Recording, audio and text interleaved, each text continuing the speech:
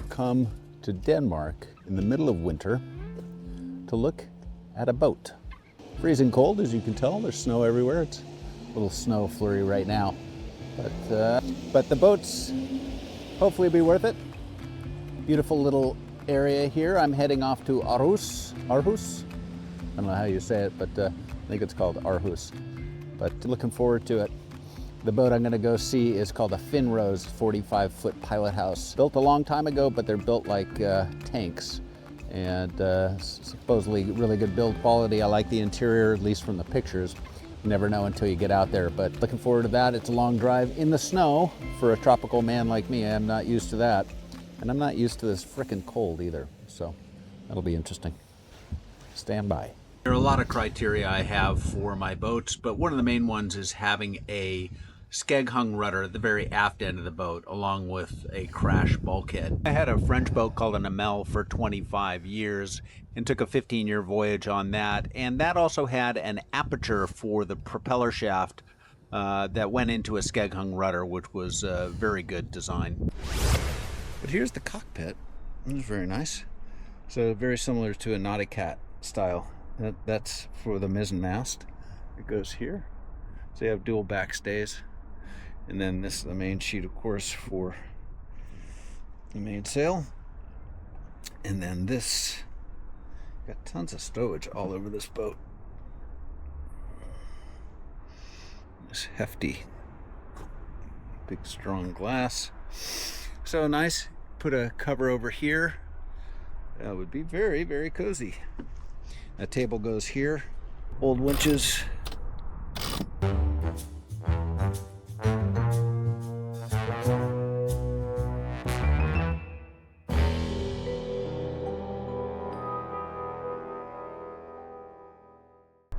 If you have any experience with the sail tainer in boom furling, let me know down in the comments.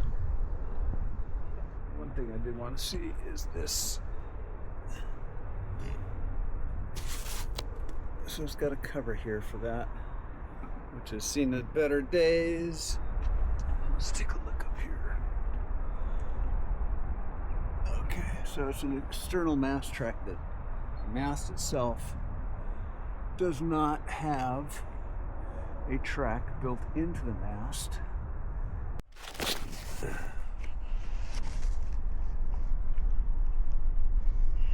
That's scary. Water, mold, and mildew.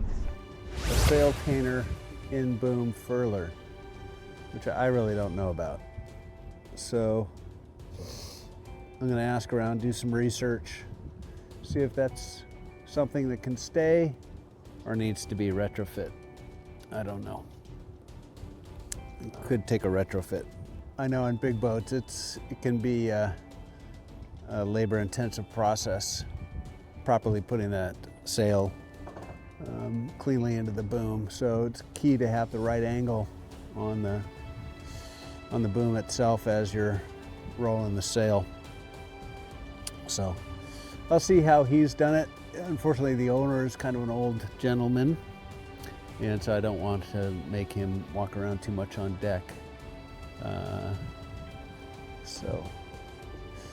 But yeah, if that works out, then it's probably a new sail, because that sail is shot from at least the bolt rope area I saw, and I'm sure it's ancient, so not very performance. And you're going to need a performance setup as far as sails on this boat, because she's probably underpowered in the sailing department. Definitely not in the motoring department, but in the sailing department. So the ketch rig. So there's a mizzen mast that goes with this, which is very cool, because then you've got some more options, and I've always liked having a ketch rig. It gives you more options when you're sailing. You can use also the boom of the mizzen as a derrick, so when you're pulling up the dinghy, or you're pulling up the dinghy engine to put on the aft deck, it makes it much easier, and also pulling up supplies. So it's got a really nice ambiance. It's pretty wide. It's 14.4 feet beam, which is pretty big. Well, that's nice. And down here, Here's the beam far, so it's got 3 staterooms. They are big ass windows, so definitely need storm shutters. But yes, definitely need these storm shutters. Real nice attention to detail like the finish can do. So that's very nice. The helm area here, that's let's see if you put that up. That's your view line right there, pretty much. So somewhat usable, somewhat not ideal. That's all right. Then in here we've got another cabin. Bring some light on this. They've got a microwave in there. A big hanging locker in there. A little table. A mirror. I'm going to go through some of the structure. And then here in the galley, it's got a good sized galley. This is the mast. Goes through there. A nice little sink.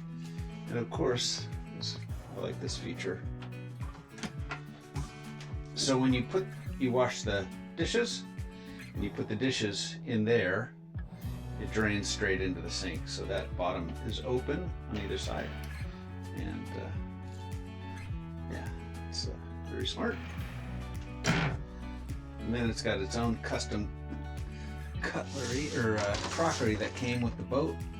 So these are custom made from Fisker with the boat. So you've got all these different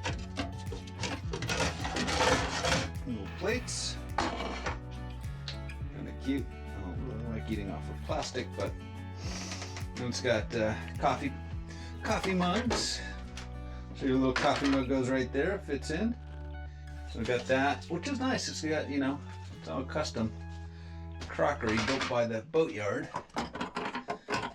Riva was a company that did that, of course, and a lot of great manufacturers would make all their own plates. Amel did that. The French manufacturer Amel, they made their own plates and bowls, coffee cups, etc. So here is enough of that. Here is one of the. That would be an upper. So that's. Let's see. Can't exactly see where that's tied, but yeah. So that's one of the chain plates for the upper on this side. These chain plates, they're pretty heavy duty, but I've seen smaller versions of these actually break. The inside are totally accessible. You can see there's some rust on that one.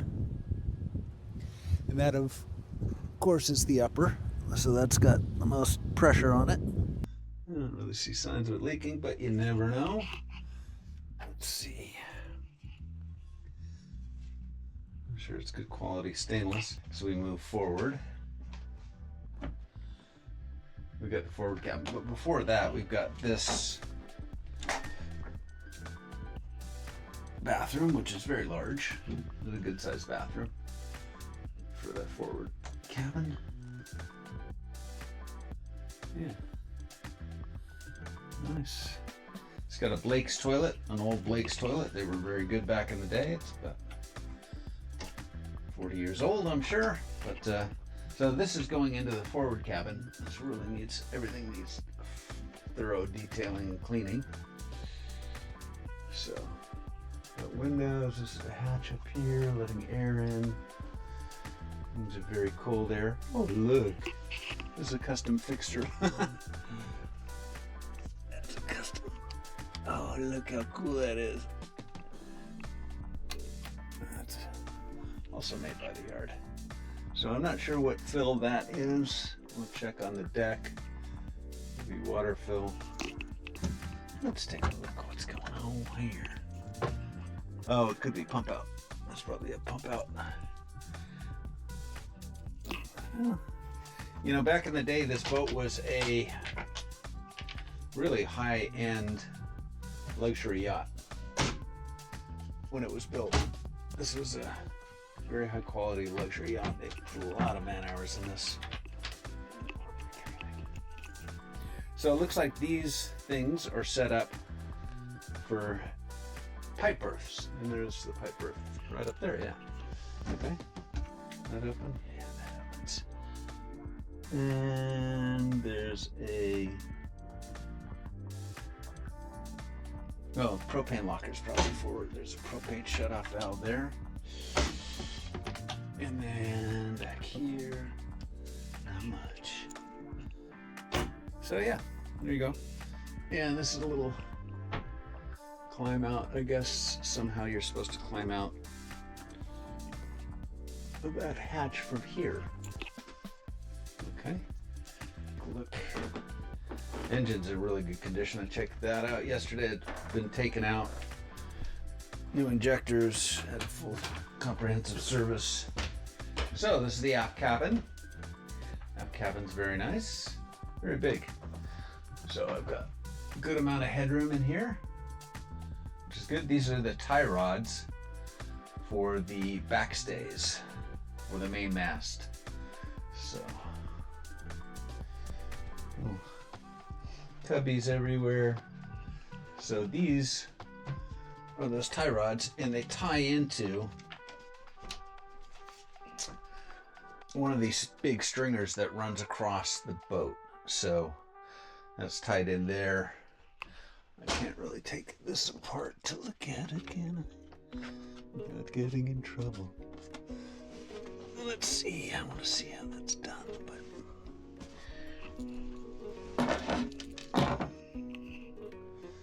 Yeah, I don't know. That's not coming undone unless I rip it off. We can't do that. I can't do this. Not my boat. So. Right, and then they're of course bolted onto the deck as well, so then tied into the stringers. And look at this cute little area here. That's nice. So this little area, you got it's got varnish in here or some paint. I don't know why, but this was for the wife. Back in the day, this was selling the boat to the wife because she's got her makeup station here, right? And she's got the little cubby holes for her perfumes. And then there was something here for the man. No, this was filled with paintbrushes. Hopefully she didn't need those type of paintbrushes to put the makeup on. This was very nice.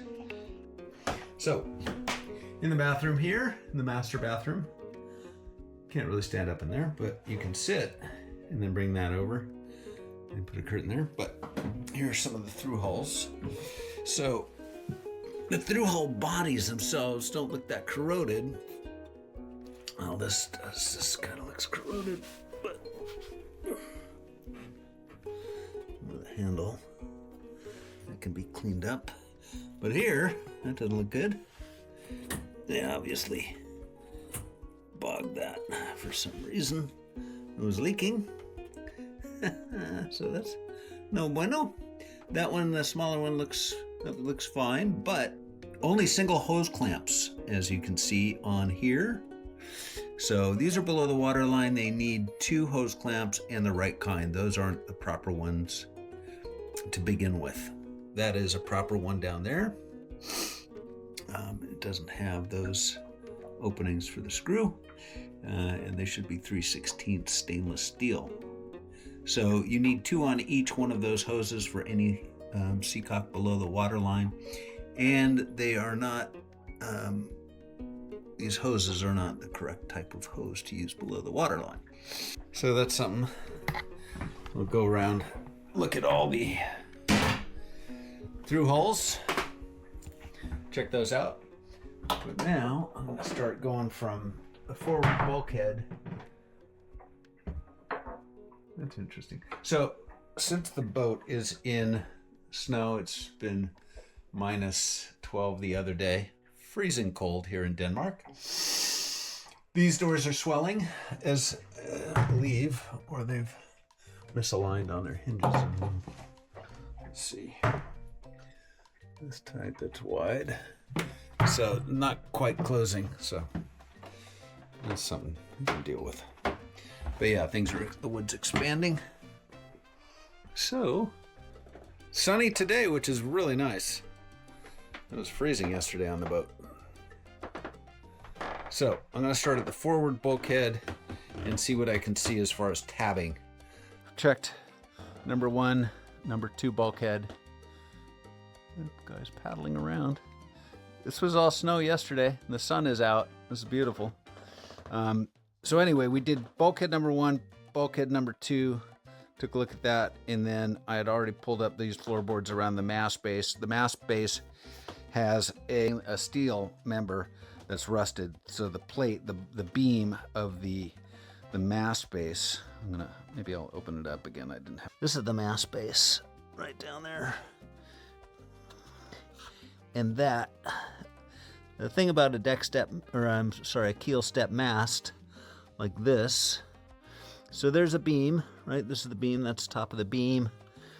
And on a keel step mast, the water just will get in from the top of the mast and flow down into the bilge, which isn't great. So this is the I-beam that's over the keel. And the keel, this is an integral keel, so there are no keel bolts to speak of. So when you're getting your boat ready to go offshore, that's something to consider, is how do I lock down the floorboards and secure the interior of the yacht so that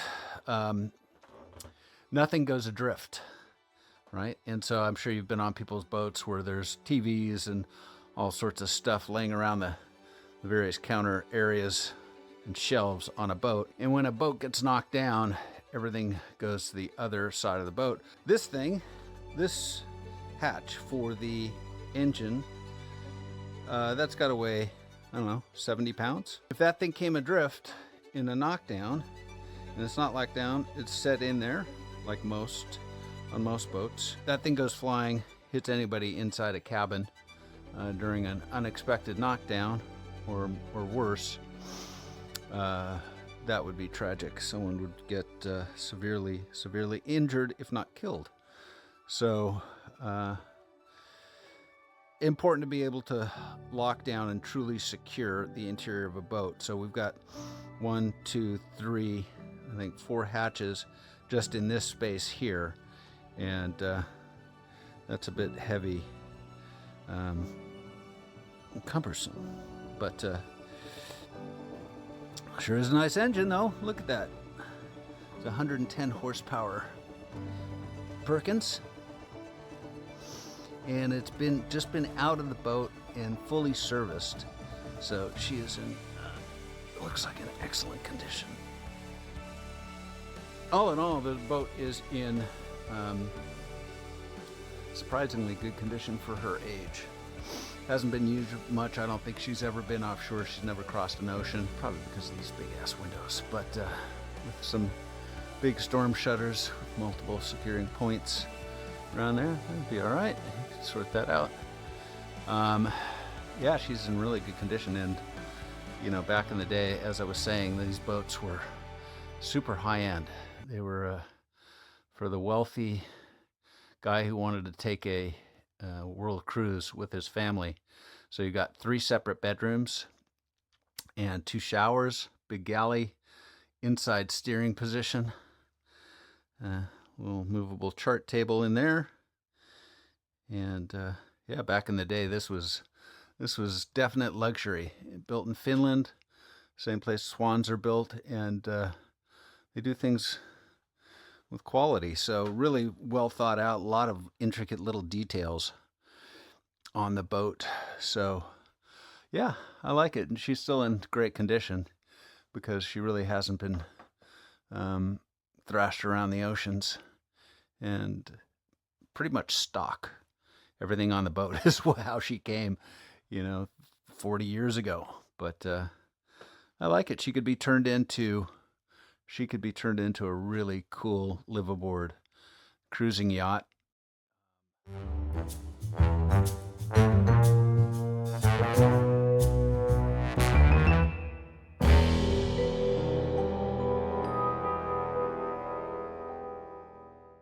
So we'll find a boat somewhere, whether it's here or maybe in New Zealand.